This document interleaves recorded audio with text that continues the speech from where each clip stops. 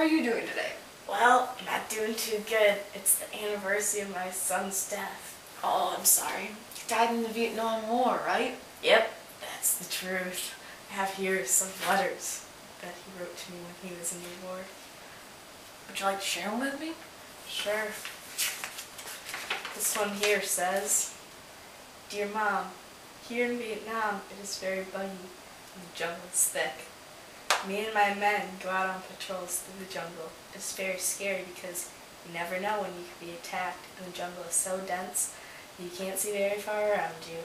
Also, we always have to be careful of the traps that the Viet Cong have set for us.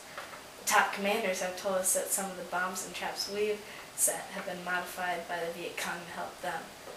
Well, I have to do another patrol in a few minutes. I'll write to you as soon as I can. I love you. Bye. Love, Dwight. Your son must have been just as scared as mine. Here is this letter. Dear Mom, I already miss you. I've only been gone for a week. Living out here in the jungle is truly terrifying. This letter I'm writing for you is from the paper from my fellow bunkmate. He doesn't know I have this paper, but I don't think he'll find out. The food that I eat here is no match to your wonderful cooking. I miss those green bean casseroles, that Brussels sprout soup. Already a few men in my company have been killed. It is scary not knowing when you will be attacked, or if you're being followed by the enemy. I'll write again.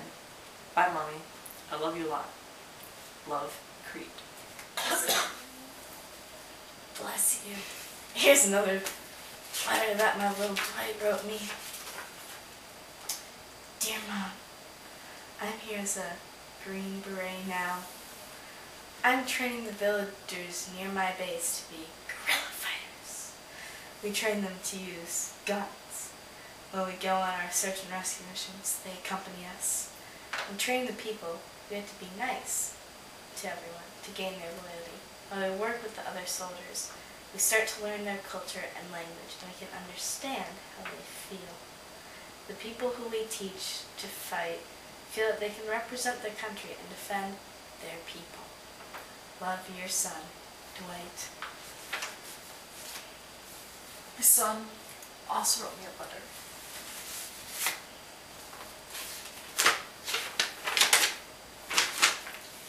Dear Mommy, sorry for not writing back. I was in an intense battle I dread. This was the first big battle between the North Vietnam and the U.S.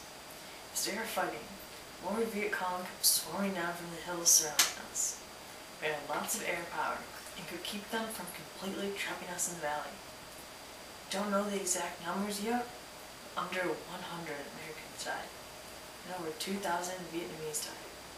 The U.S. clearly won the battle, but we know there's still more fighting to come. Love, Creed. Also, I have this letter.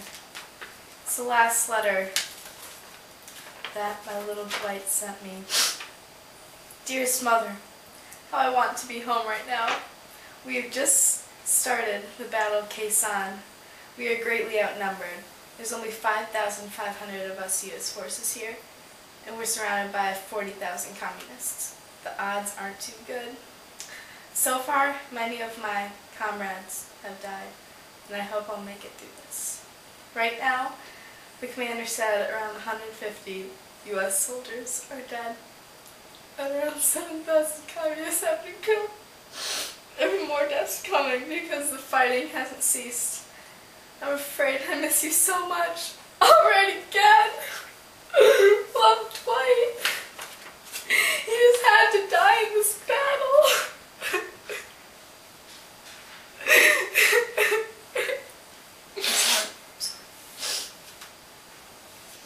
I know it's hard for you too. Went through the same thing. Son, Creed. Same thing.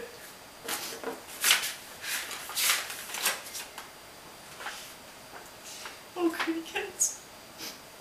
Dear Mommy, I love you so much, and I'm so afraid to die. I ran out of ink, so I sold some for my bunkmate, just so I could write you this letter. We just started what they call the Tet Offensive. The Tet is what they call the New Year. and we were supposed to have a ceasefire, but the Viet Cong attacked. Over 145 cities all throughout Vietnam were ambushed by the Viet Cong. My company will soon be going in to fight. Pray for me, Mommy. Don't worry. I've collected enough food from others, so I should be alright in that department. Love, Creed. Oh, Olga. This is the last letter. This war has affected everyone in the U.S. so much. Our families have been ripped apart. My little Dwight, when he was a young boy, not thinking that he'd be in war someday, would always go, "Do you have your tickets to the gun show?" Oh. And now, he used those guns, and those guns killed him. It's so sad. I'm sorry. I don't know what to say. I'm sorry. It's okay.